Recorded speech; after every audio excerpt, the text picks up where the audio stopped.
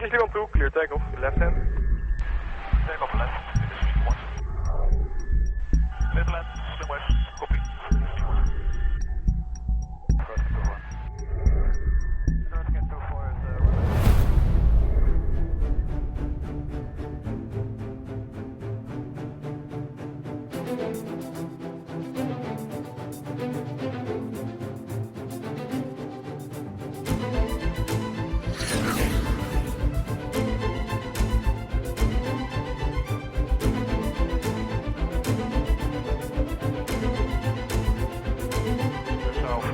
Hello and welcome to the Blueskies podcast. I'm PR Ganapathy, your host. Just 70, roger, report type southeast, Greenwich, 4, midway, and field selected.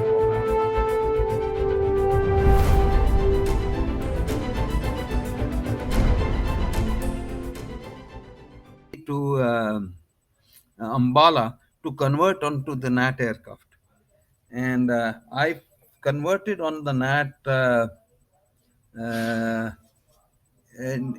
Ambala with 18 Squadron being commanded by Aubrey Michael, and my flight commanders were then Squadron Leader Khanna, and who later commanded 101 Squadron and unfortunately died in a road accident, I think in Egypt.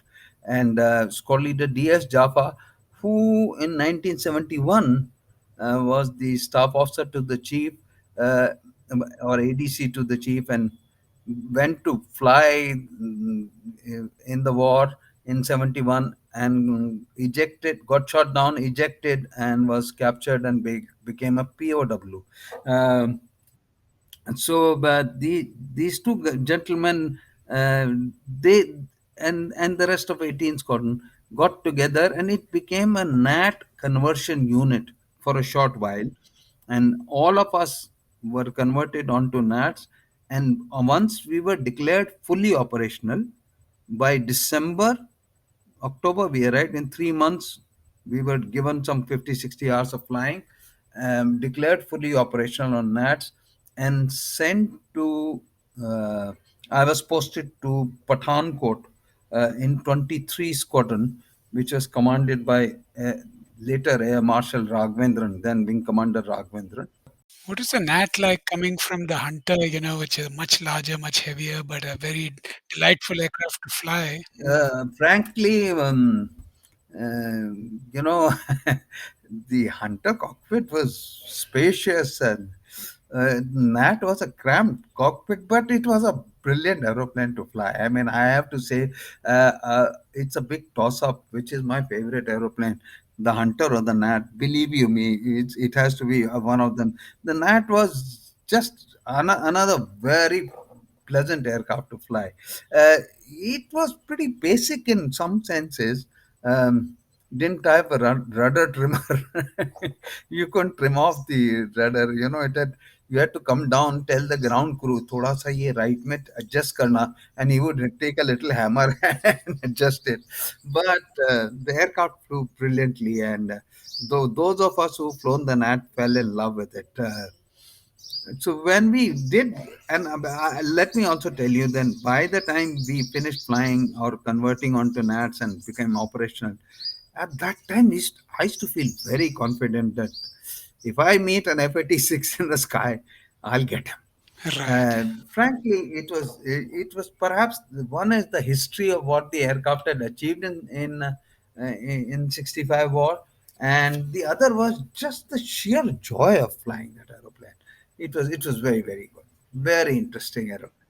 People say it's like strapping on a backpack, it's almost like a personal jetpack. Oh, yes, yes. There was no ladder used. You had to sort of push yourself. It was almost like the pioneers of aviation had done it.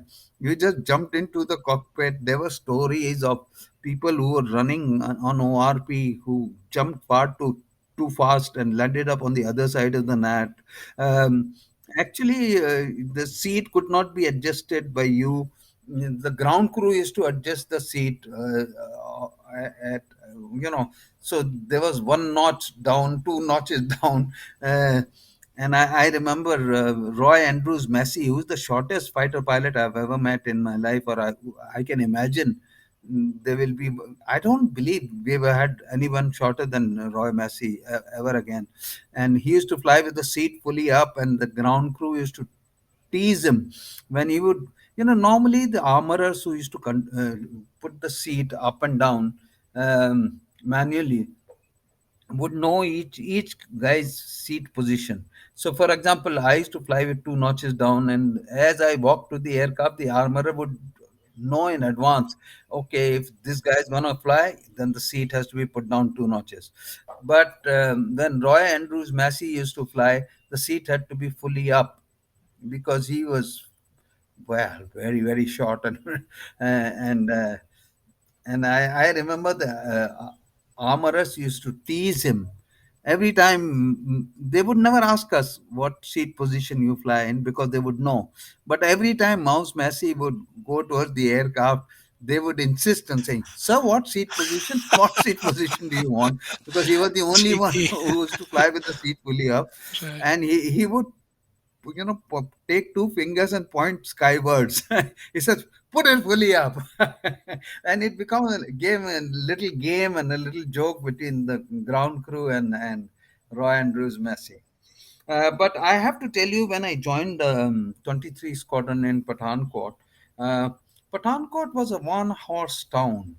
There was one dhaba called the Green Dhaba, and everybody used to, well, when I say everybody, almost everybody used to live in the mess. There were no housing on the Air Force base, and the mess used to consist of one dining room and one huge room, which was the ante room, bar, party room, ladies' room, library combined.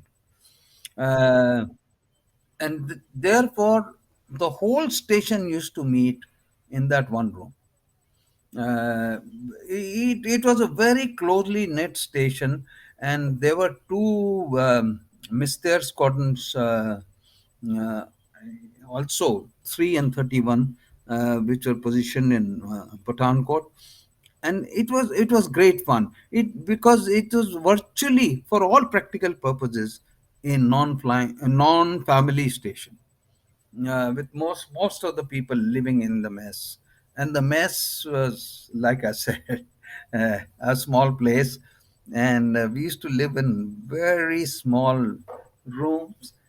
The electricity would come sometimes when we used to consider us as lucky, but there was no warranty of the power will be available in the mess. But great fun, because they may sound like cribs now, but frankly, uh, we all we all just didn't care. It was part of living.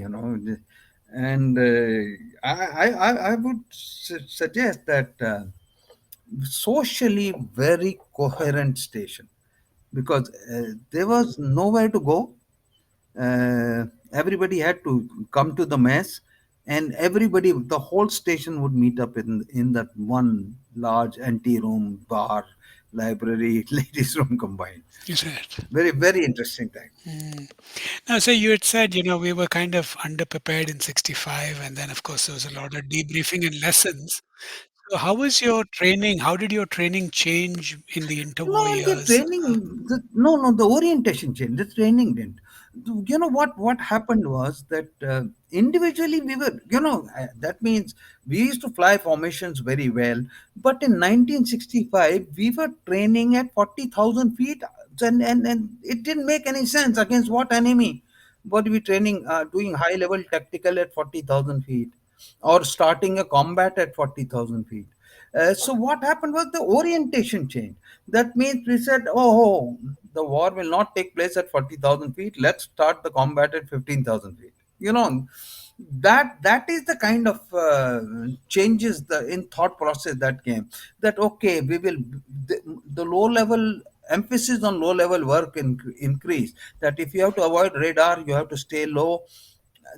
the lessons from 65 that we learned, we quickly implemented it. So while the individual, if you could do a formation at 40,000 feet, you could do it at 15,000 feet, or lower down. It would be easier. In fact, engine response is much better, the aircraft response is much better, the density altitude is much lower. So the skills were all there. It's the thought process that needed changing. And I believe it is not that we were not poorly trained. It is just our thinking, the emphasis were not right. So, come to PAI, FCL, TAC D. I know you spent time there. Okay, so what happened was in 23 Squadron in Pathankot, uh, there came a stage where the Nats were having trouble with the Hobson unit, and therefore there were some accidents due to failure of Hobson units, and therefore low flying was banned on the Nat aircraft. Now the Hobson unit, as well, is basically, shall we say, operation of the tailplane. Suddenly it would fail. Your elevator control will fail, or your longitudinal control would fail. And because the Hobson unit, which used to control this, was failing, we had stopped air to ground work on the Nat aircraft. We also stopped for a while all low level work on Nat aircraft till they sorted out this mess technically. Uh, so the emphasis was on air combat at medium levels, and one of the trainings that was done was uh, handling of the range of the gun sight in air to air firing. So that there was an exercise called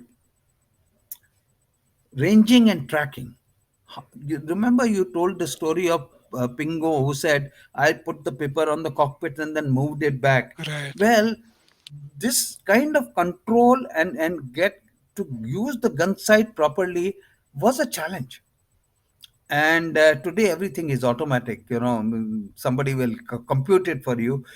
At that time, fair amount of skill was required to get the correct range and to get the paper at the correct place. And I what had happened was that wing commander Raghavendran, who was our CO, he had introduced the Raghavendran trophy for the best in air to air cine work in the squadron. And I, as a young pilot, I won that trophy. And I, since my CEO thought that I should head for the PAI course, the Pilot Attack Instructors course. uh, I- One of the requirements of PAI course was that you had to have 500 solo hours in those days, which I didn't have Okay. because we were not flying enough in the net squadrons. Right. Uh, so I think Raghavendran pulled some strings, wrote a letter that by the time the course starts, he will have 500 hours, etc., etc., which I never had. But long and short of it is that thanks to his efforts, as a very young uh, pilot, I landed up in the PI course, and that was largely because of that Raghavendran trophy that had been awarded to me for air to air cine work, which is the only worthwhile work, gunnery type of work that we did in on the Nats in those days. What do you learn during the PAI course? What is it about? I think we think of TAC D as being like the Top Gun school of India, and I know FCL and PAI are kind of the big It courses. was the Top Gun, the predecessor of the Top Gun school. Uh, I The emphasis was on weapons.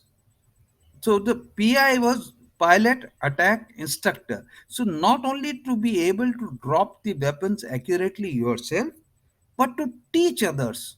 It was an instructional course, and therefore methods of instruction, etc., were taught just like they are taught to the QFI people. Okay. The idea was that you should not only be proficient yourself in weapon delivery, you should be able to teach it to other people.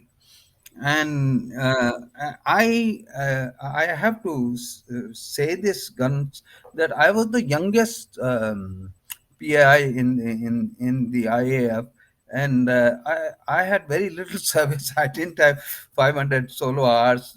Somebody had cheated on that, and immediately after the course, basically the course was you drop, you fire the guns, you drop the bombs, you fire the rockets, and you do some air-to-air work. You do also air-to-air cine work, and you do air-to-air firing on the live firing on the banner.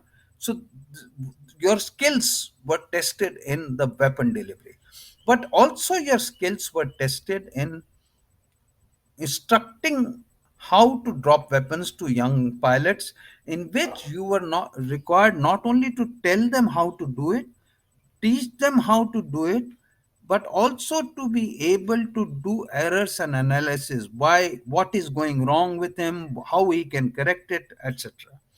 Then the other aspect of the PI school was that we were taught about the gun sight, the weapon delivery, the theory of bombing, the theory of rocket firing, etc., etc. And we were also required to teach the others. So in instruction technique, it was both on the ground and in the air. You were not only required to be proficient yourself, you were also required to make others proficient in this business. And what was the fleet like of the course? So what aircraft were you flying? Yeah, sorry. The aircraft flown was the Vampire, Oh, good old Vampire. which Okay. Yeah. we jokingly used to say now that it had less number of dials than the Maruti 800. Obviously, it was an exaggeration, but it was a simpler aircraft to fly. Uh, the course was conducted on the Vampire aircraft, and the instructional techniques, etc., were taught in the two-seater, while the actual weapon delivery, etc., we used to do in a single-seater. And you did the FCL course also. So is that also offered by the same Yeah, I organization or was that different? much later, but immediately after the PI course, Gyani, I got posted as an instructor in the PI school. So at that time, well, I had started shaving, but I was very young, uh, and we I stayed for 2.5 years in the PI school. In between, they ran out of vampires, and then some mistaires were brought in, and we had to convert onto the mistair and then conduct the course on the mistair aircraft. While the mistair did not have a trainer, the trainer remained vampires, but the solo aircraft were single seater mistairs. So it was a really mix up thing, but I stayed there for nearly 2.5 years, and after that I was posted to a MiG-21 squadron. This is 45 squadron in Chandigarh. Ah, But very fruitful tenure, like you said. It was then the Top Gun School of India, and it was extremely satisfying to interact and mingle with some of the best that the Indian Air Force could send for the course. You have interviewed Marshal Brijesh Dayal, and all of them have been through the PI school. So it was a big feather in the cap for fighter pilots. Because this was only open to those who flew fighter aeroplanes. It was a big feather in the cap to be a PAI in those days. yeah. And I'm sure, the many years you spent as an instructor really, honed that armament work, which, I'm sure stood you in good stead later in the Jaguar and Yes, so on. teaching others is a great learning experience. Mm. Visual shoot before visualize. Just need 70, like your report type southeast, finish, for the midway, and field selected. Let's come to 71. So where were you? Where were you during 71? What was the mood and preparation like?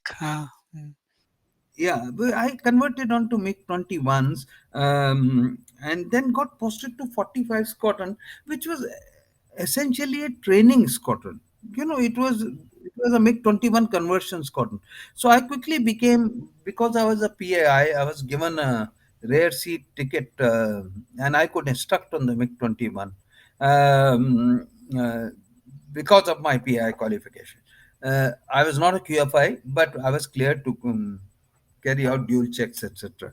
Then came the 1971 war, and 45 squadron to which I was posted got split into several elements.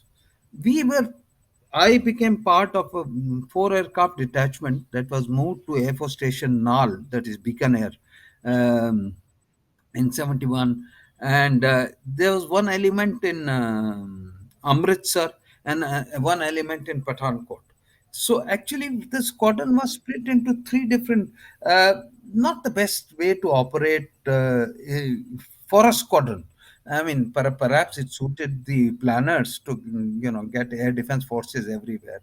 I have to say that at that time, in 1971, now this may sound uh, very foolish now, but I was a foolish young man in 71. And I used to feel that if I see an aeroplane, I'll shoot it. I have the ability, which I may not have had, but I used to believe I had. The other thing is that when the war started, I used to dream of shooting uh, an F-104. And then as the war went on and I didn't meet anyone in the sky, I said, Chalo, Mirage bhi chalega. And then finally, and the F-86, then I was willing to shoot down a bulldog. But I have to tell you that I have no stories to tell my grandchildren Right, of any air combat or worthwhile stuff that right. I did in 1971. Were you scrambled often, but We just did a lot of air defense duties. We escorted the Mystère strike aircraft to some mhm, of the targets, but really no major story to tell. mm, okay. And out there in Nal, who else was operating out of that? Was it an FBSU at the Only time? the Mystères were. Squadron leader Johari was leading a Mystère unit there. Uh, Late Air Marshal Naqvi, he got a VRC.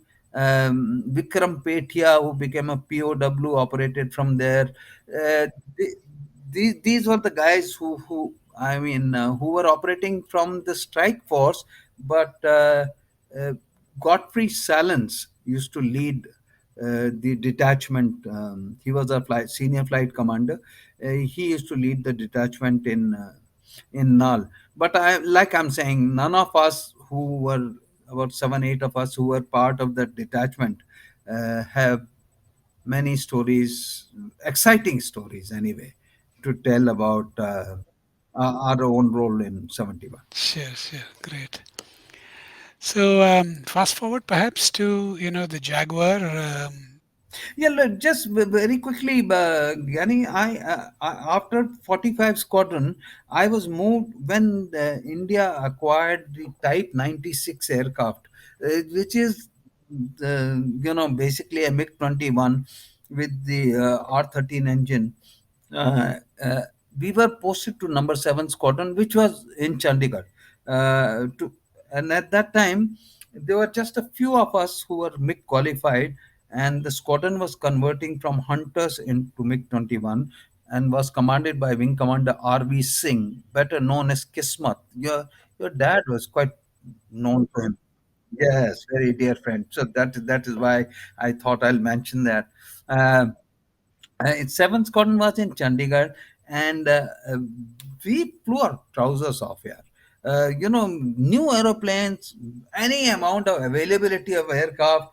Uh, Very enthusiastic Kismat Arvi Singh, who wanted to convert the squadron very quickly, and one of my better times I would remember as a young man was in Chandigarh 7th Squadron, and we converted very, very quickly. I In 7th Squadron, whilst we were flying, one of the things was that we converted late then Air Marshal Mulgaonkar, later Air Chief Marshal Mulgaonkar. He was AOC West Nile Command. He came to convert to Chandigarh. Now, when I say I converted him, I only handled his ground subjects. The flying was done by late Inderjeet Bhoparai. Uh, so I said I will conduct his MCF, so to speak. Now the CNC had limited time, and I locked him up in a room and went through all the checks, procedures, emergencies. What is he likely to face? What are the differences between the aircraft he had flown and this aircraft? Uh, at the end of it all, we were so scared of Chief Marshal Mulgaonkar. Our knees used to knock when we were anywhere close to him. But I have to admit that he treated me like he would treat his instructor, and very, very, very receptive, very calm, very quiet. And he was a good student, if I may take the liberty of saying. But it is something I will always remember. Also during that period, my both my kids were born when I was in seventh squadron. And immediately after seventh squadron, I was posted to Adampur to 101 squadron, which was converting from Su 7s to Type 96 aircraft, the MiG 21. Hmm. Okay. By this And time, what it rank just were you at, sir? I moved on promotion to the rank of squadron leader to Adampur to this squadron. Till then, I was a flight lieutenant. When I moved there, I realized that I was the only one qualified to fly the MiG 21 trainer and instruct. There were two other fellows who were MiG 21 trainer captains who could fly from the rear seat, but they were not authorized. They did not qualify as instructors, and therefore they had to, shall I say, they could only fly instrument flying sorties, etc. You know, uh, so I had the responsibility of single-handedly converting the whole squadron. Uh, yes, and therefore I there was a limitation. I could not fly more than four sorties in a day. But there were some rules which restricted you from flying four sorties. But I used to sit in a trainer, and those four sorties were mandatory. I used to take all the ground classes for the squadron, converted them, flew with them, and the idea was to become operational in the shortest period of time. But I would suggest it was one of the most challenging times because they were experienced pilots. Mind you, they were all from Su 7, so it was, in that sense, it was not a big challenge to convert them, but it just in terms of time and effort required. Also, the thing is that in those days the housing was not awfully good and not half as good as it is today. So I used to live out in the village, in a hired house, and early in the morning set course, and then I would go back uh, late in the evening. And then once we started night flying, and since I had to convert everybody at night, then later in the night, challenging but also equally more, very enjoyable.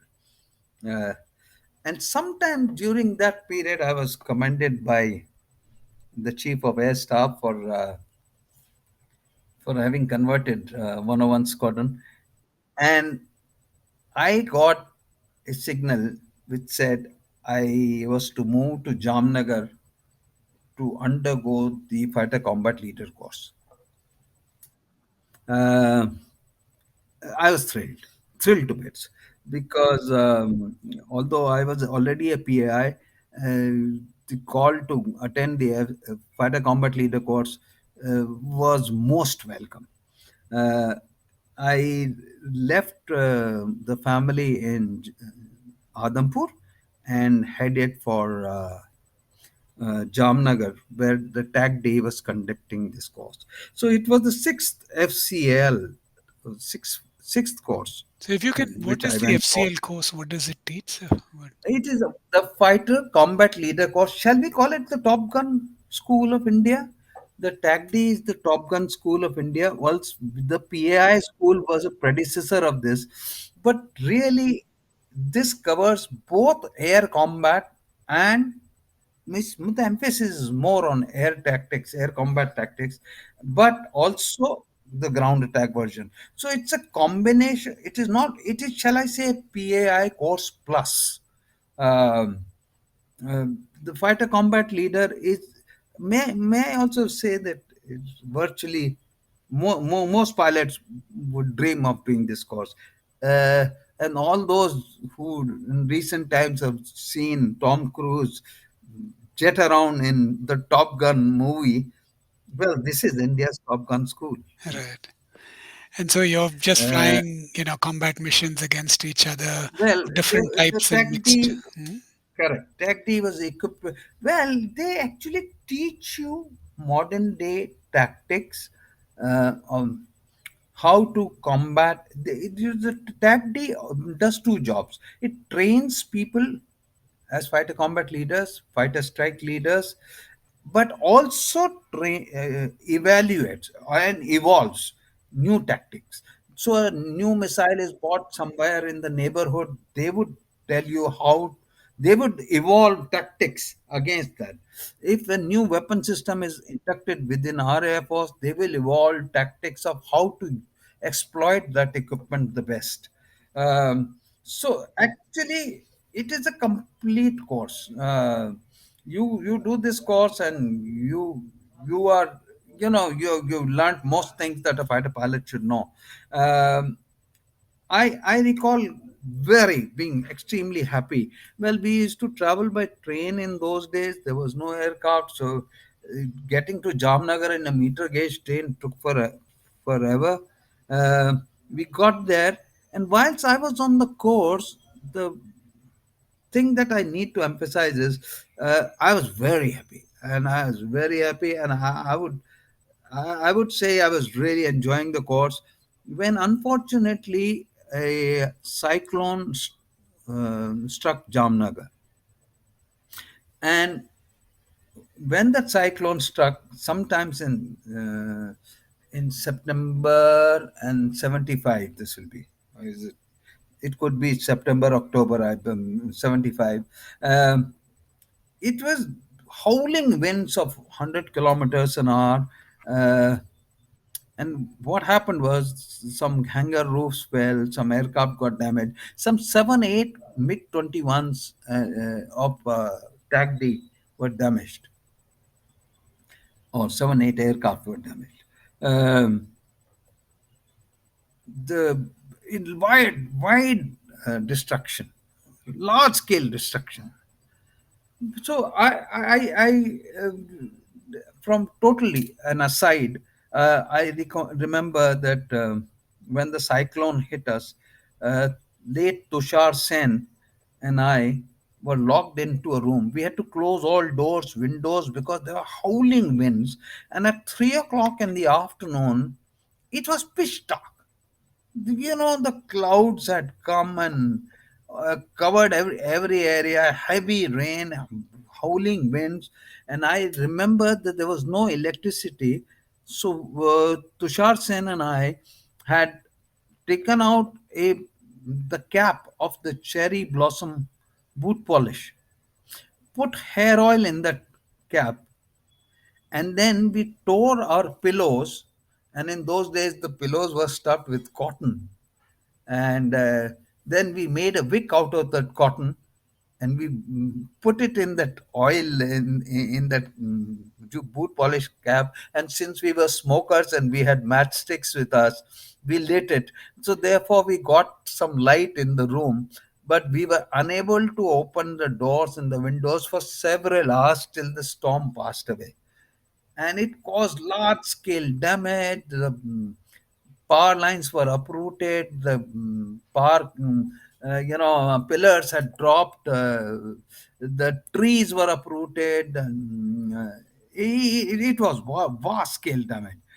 At about 9 o'clock at night, when the cyclone had passed, Tushar Sen and I, we walked to Tag D, and we saw this enormous amount of, not enormous, but definitely scary amount of damage. The hangar roof had collapsed, many aircraft were damaged, and it was not a pretty sight at all. Uh, for 7 days, there was no power in Jamnagar. And in those days, I guess few people owned fridges. So they had to finish whatever they had frozen in their fridges. So there was a party every night. There was no flying, nothing. Actually, nothing moved in Jamnagar. And 6, 7 days later, I was told that the course is postponed. We will worry about it when we have more aeroplanes, when things get sorted out, go home. And I just caught a train and headed back to Adhampur, where I had come from, depressed, unhappy that a very pleasant experience had come to an end. But happy news after I got back to Adhampur was that I was detailed for a flight safety course for a duration of 5 months or 6 months, something like that, in the United States. In those days, going abroad was a very big deal. Remember, we used to get $8 per day or something as allowance. Uh, there was even a song, around the world in $8, or movie. Uh, so I half finished the FCL course, and then by January I had moved to the United States uh, for the flight safety course. Where was this conducted? Which part of the US? Well, it was the course was run by University of Southern California. So whilst the course was on the West Coast in Los Angeles, but whilst the course was run by them, we used to stay at a base, an American base close by, which is now shut down. Actually, the base doesn't exist in their um in the post Cold War era. The bases were shut down, but essentially the 3 months course was run by the University of Southern California. Most of their professors and instructors were former Air Force guys. So I remember on day one when we were required to introduce ourselves. From which country we came, and I was the lone Indian on the course. There were two Pakistanis who became very good friends of mine, one Canberra pilot, one Mirage pilot. uh, very close friends of mine. And after this course, we were required to do a jet engine accident investigation course. We were also required to do 1 month of OJT in one of the training bases, say equivalent of our training command bases, um, so that we could learn how the flight safety officer or system operates in the United States Air Force. So it was, I think, a duration of about 5 months or 6 months, something in that region. Very big learning experience because there were 17, 20 different countries taking part in it, sharing our experiences. May I also say that because I was a MiG-21 pilot, and United States had just come off from the Vietnam War, MiG-21 was very much in the news, and they were very excited about the fact that I had flown the MiG-21.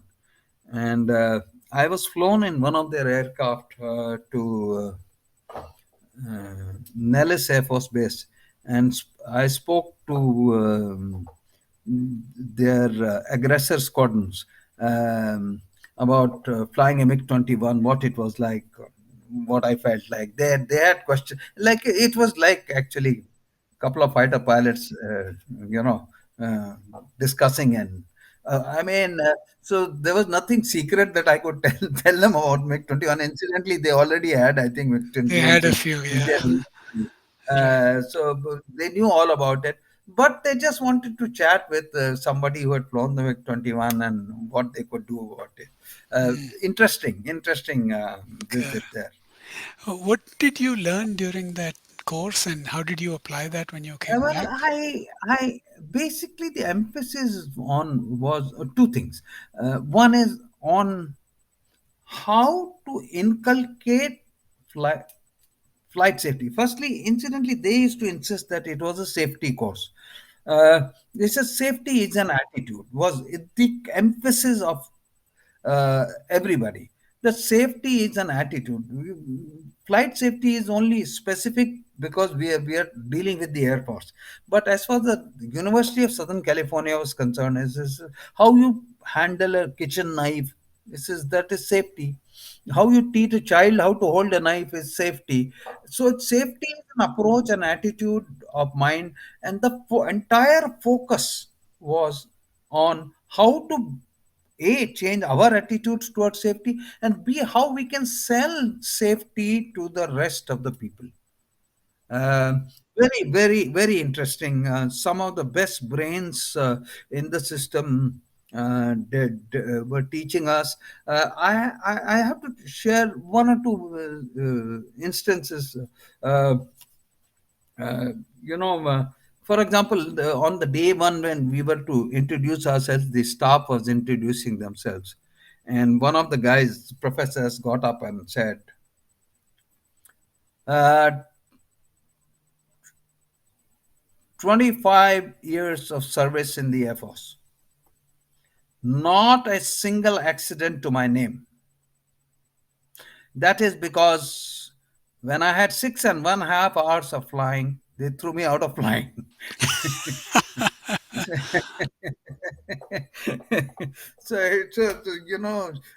This story has remained with me. It was some introduction. Mm. But like I'm saying, they were dealing with remember a lot of Latin Americans, Asians, Southeast Asians, South Asians, um, some Europeans, and there was a Canadian with us. There was an Australian with us. Uh, Basically, trying to convert us into believing that safety is an attitude. If you have the right attitude, you will also be safe. That then there was emphasis on how to sell the idea Right. of You have to safety. build a culture. Uh, yeah, and so to be a good safety officer, you had to sell safety to everybody, and how difficult it was, and how challenging, but how to overcome those challenges. And finally, there was a lot of emphasis on aircraft accident investigation. Huh? So there was a separate course for jet engine accident investigation, and how to generally approach uh, the uh, the matter of in investigating an aircraft accident. Interesting, very interesting. You have to pay a price for doing a course abroad. So when I got back, I was posted as deputy command flight safety officer, whatever that means, as a squadron leader to headquarters Western Air Command, and then all my dreams of going and flying an aeroplane were disappeared, and I landed up doing a desk job. When as a young squadron leader, I was more keen to be in the cockpit than on the desk. But there you are, you know. Now, when I was in the as a command flight safety officer, uh, by then my CO from 7th Squadron, Kismat RV Singh, had moved to air headquarters as a group captain. He was in the in the fleet that looks after strike aeroplanes. Um, in the directorate of offensive ops, he was joint director there. He asked me one day when I met him here, "Hey, you are not an FCL." I said, "No." Halfway through, the cyclone came, and then I pushed off to the United States. It was a year back. No, I'm not an FCL. He said, "Why don't you be an FCL?" I said, "Well, how can I be an FCL?" So he said, "No, let me see what I can do about it." So I was detailed for the next FCL course. So one of the things was that since I had left it halfway through, I had to start all over again. But there was a small problem. My boss in headquarters Western Air Command said, "But you've just done a course in the United States. We have spent a lot of money," which is not exactly right because it was an aid program from the US. But the fact is that I had been trained. I says, "And you go and do an FCL course on my time, then who will look after flight safety in Western Air Command?" So I had to sort of bargain with him. I said, "Okay, I will take no leave. I'm entitled for 60 days leave." uh, you count that 60 days towards the course, and it's a 90-day course. It's a 3-month course.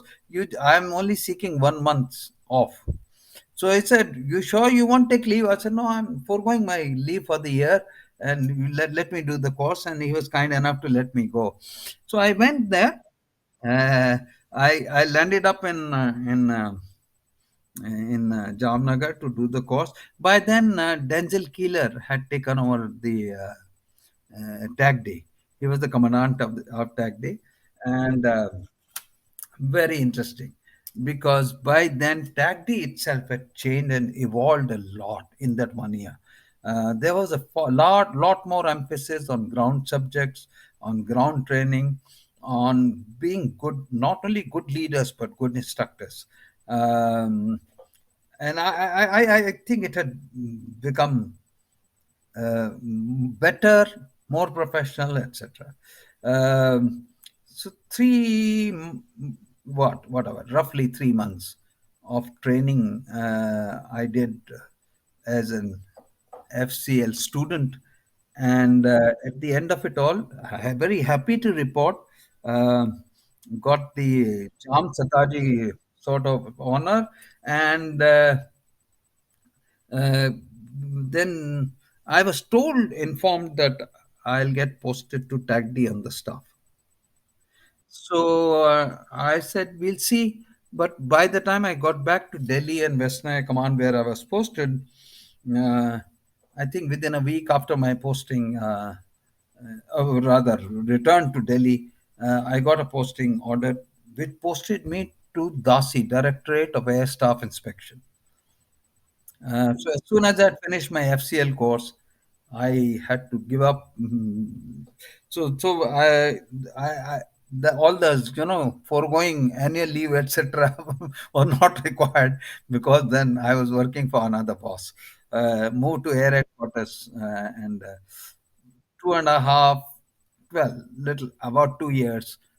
Stayed in Directorate of Air Staff Inspection under the famous Mally Wallen.